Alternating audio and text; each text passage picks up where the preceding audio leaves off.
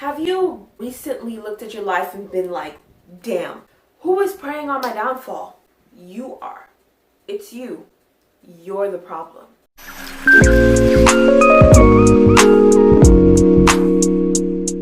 Hi guys, I'm Jane and welcome back to my YouTube channel. So, I thought of this idea like a couple weeks ago while I was eating an orange. Like, something was in the citric acid in the orange that made me think of this. I looked over and I was like, what? Like Jane's talking to me.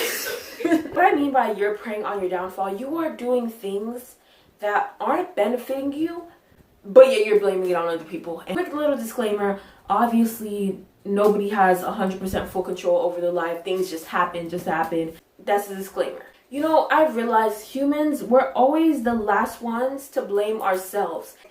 Sometimes we need to realize like certain things are certain ways because some things we did. Of course, there's, luck and all of that, but we do contribute to a large part of why certain things are happening in our lives. Sometimes we have to look in this one.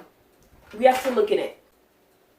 To look in the mirror. Look in the mirror right now. We have to look in the mirror and then we have to be like, some of the things I'm doing right now aren't benefiting me and they are going to end up with my downfall. And the first thing I've realized that we have to do to acknowledge this is realize what is in our control and what is out of our control. Because sometimes when we feel like we don't have control in our lives, we get really stressed and anxious. You can't change the things that you don't have control of. Things that are out of my control. The past, it happened already. How you spend some of your time, whether that be at school or at work. And like I said before, you shouldn't blame yourself for the things you can't control because they're out of your control now.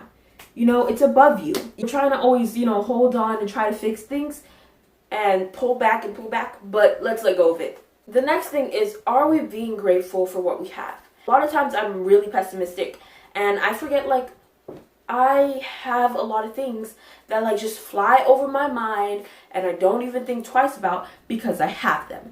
And when you have things that you don't think about twice, you just completely forget about it.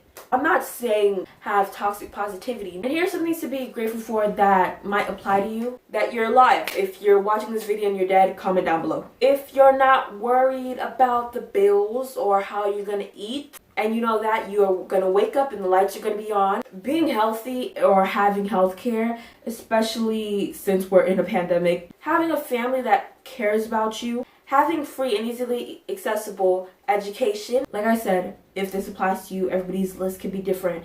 And some of the things are smaller and some of the things are bigger that we just completely overlook. Next thing, are you being too much of a downer? Like I said, I am very pessimistic sometimes. Like I said before, I'm not saying that it's bad to be sad or upset about things or to try to fake the positivity and always smile through it and always be happy, because that's not healthy.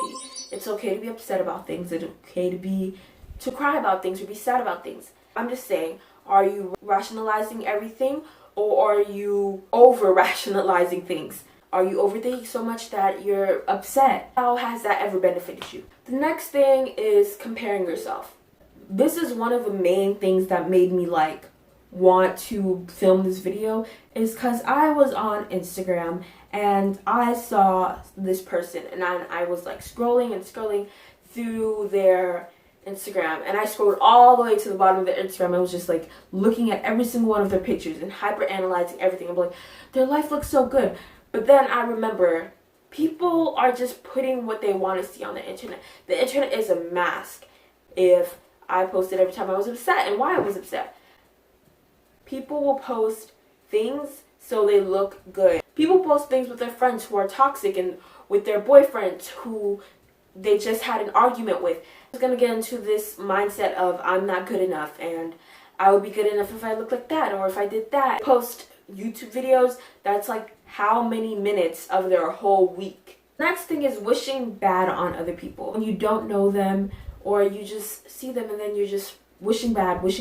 Because have you ever been in a great mood and then been like, okay, let me go on so-and-so's page and comment something gross and comment something hateful? No.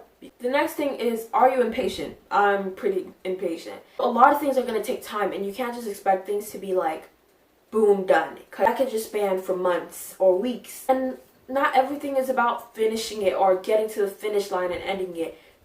Enjoy the middle process. Things don't just resolve in a week. You can start doing certain things to improve your life, but it's not gonna change in a week.